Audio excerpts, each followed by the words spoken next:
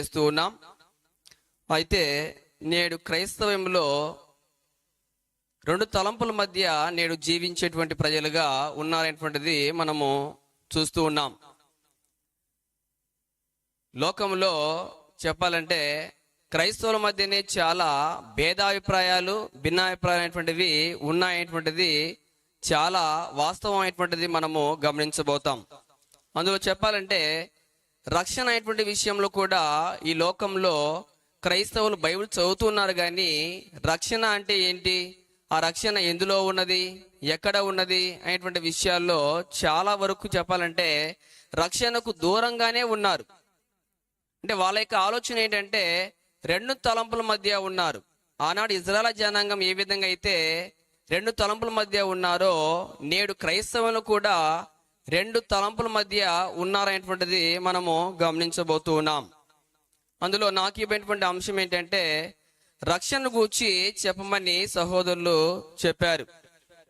రక్షణ అనేటువంటి దాని గురించి మనం మాట్లాడే ముందుగా అయితే నేడు చాలా మందికి రక్షణ యొక్క విలువ అనేటువంటిది చాలా మందికి అర్థం అవట్లేదు.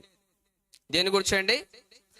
రక్షణ అనేటువంటి దాని గురించి నేడు చాలా మంది క్రైస్తవులకు అర్థం కావట్లేదు.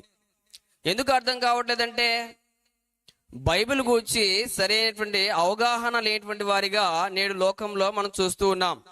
ఎందుకు అంటే బైబిల్ అరకొర చదివి మిడిమిడి జ్ఞానముతో వాక్యాన్ని వినేవారిగా, వాక్యాన్ని చదివేవారిగా, వాక్యం బోధించేవారిగా నేడు సమాజంలో మనము చూస్తూ ఉన్నాం.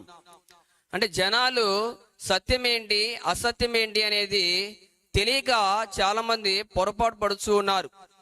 అయితే అలాంటి వారంగా మనం లేకుండా ఏది సత్యమో ఏది అసత్యమో అనేటువంటిది మనం ఏం చేయాలంటే తెలుసుకోవాలి. తెలుసుకోకపోతే మన ఆత్మ అనేటువంటిది నశించిపోయేటువంటిదిగా ఉండేటువంటిది మనం గమనించాలి. సరే, నాకు ఇవ్వనటువంటి అంశ భాగం వచ్చేసి రక్షణ గూర్చి మనము చదువుతున్నాం. ఈ 5 విషయాలు నేను చెప్పేసి నేను ముగిస్తాను. రక్షణ అంటే అర్థం ఏంటి మనము గమనిద్దాం. రక్షణ అనగా కొంతమందికి ఈ రక్షణ అనేటువంటి పదానికే అర్థం తెలియక చాలా మంది అయోమయ స్థితిలో ఉన్నారు. రక్షణ అంటే బైబిల్ ప్రకారంగా సోజి అనేటువంటి గ్రీక్ వర్డ్ తెలియజేసేది ఏమిటంటే ప్రమాదంలో ఉన్నటువంటి వ్యక్తి విడిపించబడటయే రక్షణ అనే విధంగా గ్రీక్ వర్డ్ తెలియజేస్తుంది. సోజో అనేటువంటి గ్రీక్ వర్డ్. అలాగే సొటేరియా అనేటువంటి గ్రీక్ వర్డ్ కూడా తెలియజేసేది ఏమిటంటే పాపములో ఉన్నటువంటి వ్యక్తి విడిపించబడుటయే రక్షణ అని గ్రంథము మనకు ఇక గ్రీక్ వర్డ్ తెలియజేస్తా ఉంది. రక్షణ అనేటువంటి పదానికి నేడు చాలా మందికి అర్థం అవట్లేదు. ఎందుకు అర్థం అవట్లేదు?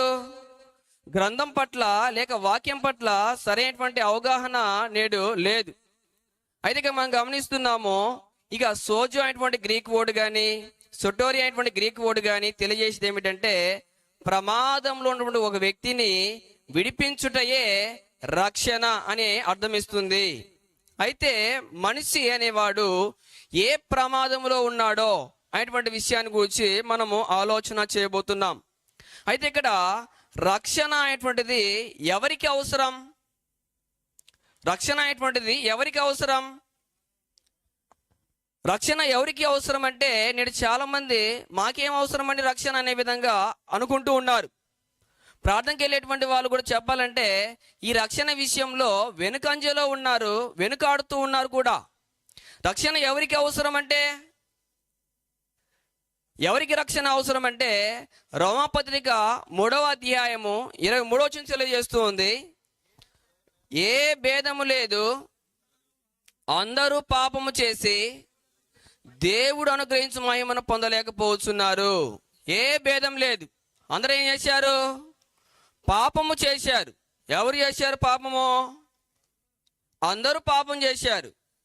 చాలా మంది అంటూ ఉంటారు నేనేం పాపం చేశాననే విధంగా చెప్తూ ఉన్నారు. ఏం పాపం చేయలేదా?